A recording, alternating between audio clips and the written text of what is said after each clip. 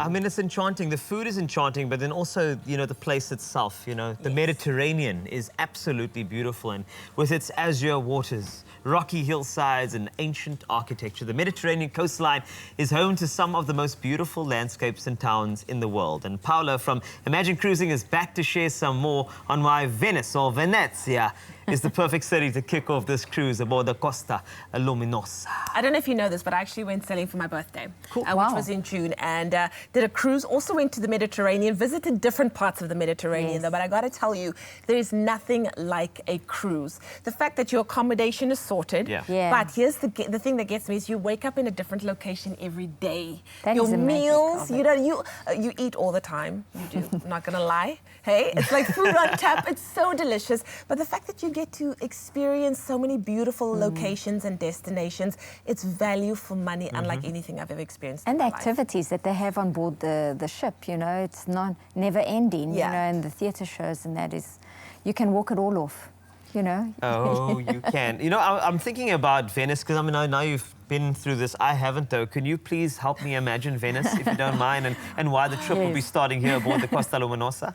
So Venice is unlike anywhere else in the world. It's absolutely enchanting destination, surrounded by waters, and consists of islands that's connected by bridges. So if you imagine that, it's very different to what you see out there, you know, in the rest of Europe. And one of the highlights, or the best ways to see Venice, is by the gondola ride, because you actually get to go in between the little buildings, and that way by foot you wouldn't be able to go there. So you got the famous Rialto Bridge, the Grand Canal. If you've seen the movie The Tourist, like, you know, you'll remember those kind of pictures, you know, in there. And then you've got the Basilica of St. Marco, which is beautiful on St. Marco Square. And you've got the Doge's Palace. There's so much to see, and you explore by foot, because there's no cars on the actual Venice island. You explore everything by foot, and it's really, really beautiful, and so much to see around there. One of my favorite places to go once you're there, seeing that you're spending 2 nights, is to actually go onto Murano Island. That's where the famous Murano glass comes from. And you can actually see the glass blowing. You know, that they have the demonstrations there. So it's really, really magical. I'm blown away by all of the visuals. It's absolutely stunning. So from gondola rides in the Grand Canal to the extraordinary beaches, we head to Bari. Yes, so now you've arrived the Gothic part of, you know, Europe with the architecture. You know, it's a beautiful old town that they have there, where you can go visit the Putrezella Theatre, and then they've got also the one of the first Norman churches, the Basilica San Nicola. So there's so much to do within Bari while you're there. So you've got a day there to explore the city. Wow, I love it when we speak foreign. But now from Bari, we move to, you mentioned something about Corfu, which is an island of Greece, and as well as Athens. So we head there next.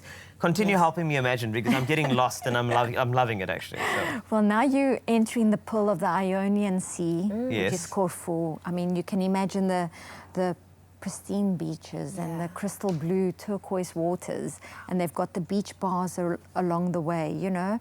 And then they've got the town, the Corfu town, where you go. It's cobblestone streets, lots of little shops, and to go and explore and go shopping and enjoy. Very pretty. And then staying in Greece, now you're going exploring, sailing on to Athens. So you arrive Piraeus, and then from there, Piraeus, you go on to Athens. And as you know, Athens in Greece is absolutely beautiful. And you can go to the Acropolis, right on top of the town. They've got the Acropolis, so you can go visit the ruins. You can do a bit of the touring of the town, see the Parthenon, and go to the Plaka. You know, walk around there. They've got some shopping around the Plaka, so it's really beautiful. You get a full day there to explore Greece as well, which is, again, magical. Must be nice. Mind-blowing. All for 24,999 Rand per person. That's it. There's no hidden costs. That's what it is for the 3rd of April, 24,999 per person. What are you waiting for? I'm not waiting for anything. You know what? I just realized that I should stop imagining and start imagining cruising. That's what I'm thinking about. Yeah, my word.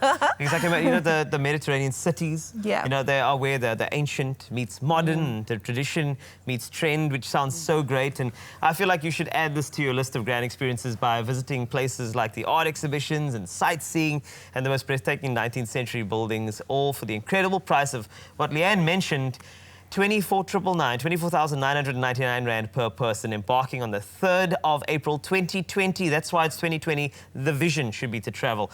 And of course, that's not all. Paola will be back with more exciting adventures and places we are visiting on board the Costa Luminosa just after this. Yay.